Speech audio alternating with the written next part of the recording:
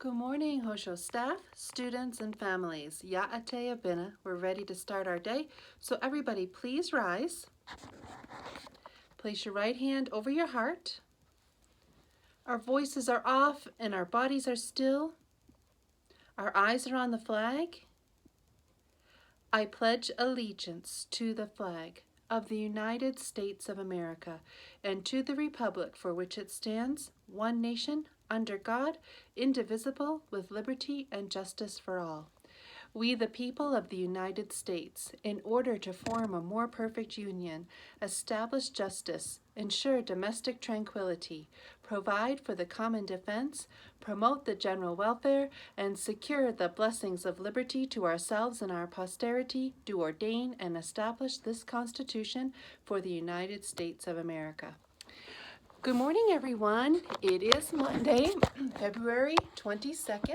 Welcome to Monday, the last week in February, if you can believe it. So we are ready to start our day with some new music from Mrs. Neff. The selection this week is the first time ever that we have had an unknown composer. It's anonymous, which means we don't know who it's by.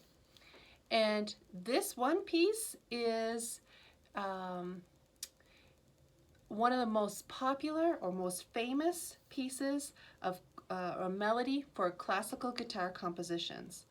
Now, as I was getting this ready, it just sort of disappeared on me. So just give me a moment here, and I'm going to turn it down because it's probably going to be a commercial. And the name of the piece is called Romanza. Romanza. By Anonymous, created or composed sometime in the late 19th century by an unknown composer. So now I'm going to turn it up and have a listen.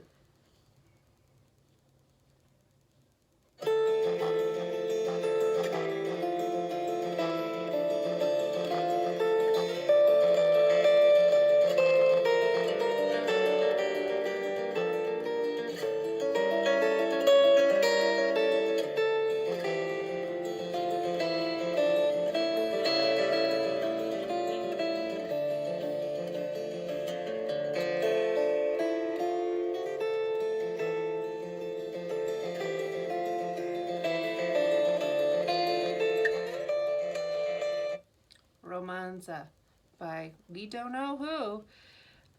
Many of you probably have taken the guitar lessons with Mrs. Neff, or when we first opened, I think Mr. Escabel was helping teach some guitar. And so you can watch the video and see the performer playing classical guitar and see if you can think back to those days, or maybe you're learning it right now. We do have lots of classical guitarists here at the school, so when things get back to normal, hopefully we'll be making good use of those. So we have a new artist this week also. Now this artist is from the Dutch Golden Age, and if you remember, we had Vermeer, we had the girl with the pearl earring and the milkmaid from the same time period as Vermeer, called the Dutch Golden Age. But this artist is called Anthony, or his name was Anthony van Dyck. Can you say that? Anthony van Dyck. He was a prodigy, which means when he was very, very young, kind of like Mozart was a prodigy, very, very young, became extremely proficient in what he was doing. He was an excellent, he had mastery of his craft. And so by the time he was 18, he was considered a master artist. He eventually was hired by the King of England to be his portrait painter. I'm going to show you some of those portraits this week. He has very good attention to detail. Remember, that seems to be a theme we've been having. The last few artists have been very focused on their detail. Unlike the Impressionists, right? When the Impressionists, they get sort of, it's very vague, but you can get a sense of what they were painting. But these are very detail-oriented and makes their portraits look very lifelike. And so, the first painting I'm going to show you is a painting of an individual, a person named Cornelius Vandergeest.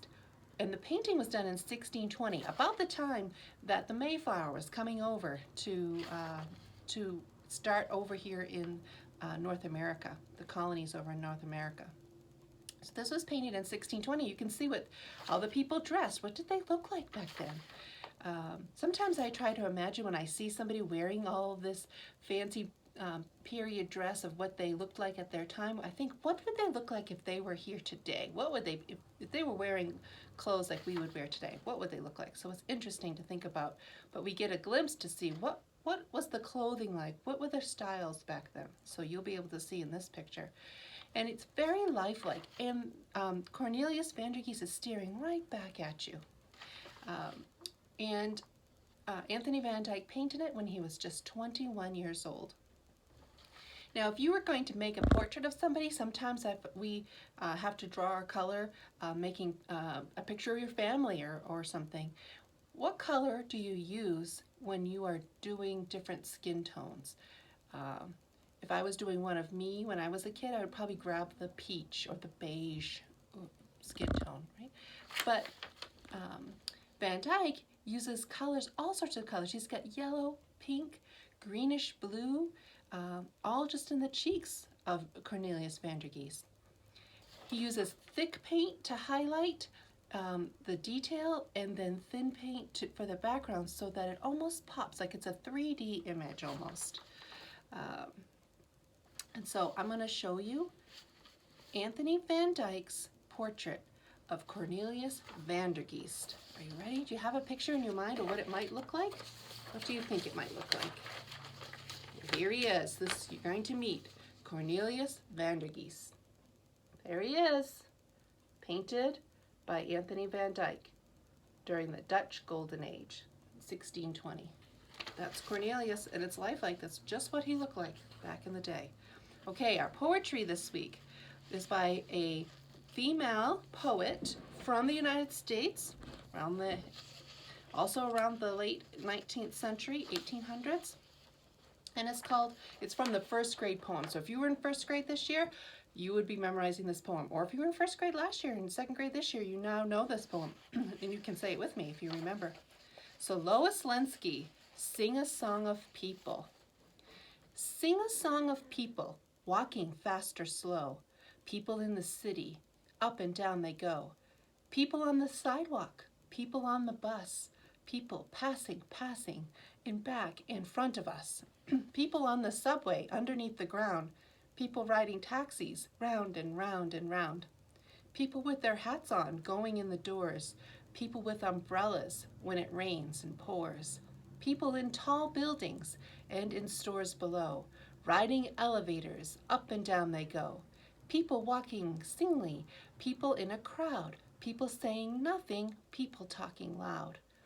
People laughing, smiling, grumpy people too. People who just hurry and never look at you. Sing a song of people who like to come and go. Sing of a city people you see but never know. Isn't that interesting? We've done that poem before because we do it every year, but you can be in a crowd of people and nobody know who you are, and that can sometimes be a very lonely thing. I don't know that I get a sense that Lois Lenski was feeling lonely, but she was being observant. But we'll read it again and you tell me, how do you think Lois Lenski was feeling about people? Okay, our amendments. We're on to the Sixth Amendment. How about you give me the Second Amendment? Let's try that one together, see if you remember. A well-regulated militia being necessary to the security of a free state, the right of the people to keep and bear arms shall not be infringed. Right. And so the Sixth Amendment is the most recent amendment that we've been practicing. Let's say it together. In all criminal prosecutions, the accused shall enjoy the right to a speedy and public trial by an impartial jury of the state and district wherein the crime shall have been committed,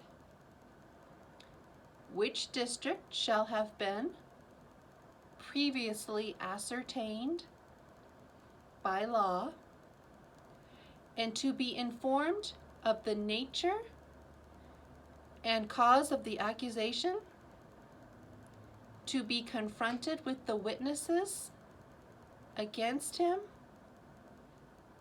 to have compulsory process for obtaining witnesses in his favor, and to have the assistance of counsel for his defense.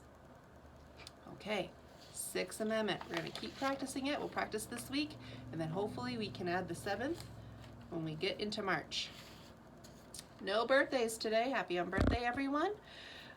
So announcements, we do have sports starting back up. In fact, today I think is the first day of volleyball and cross country starting back up again for our middle school.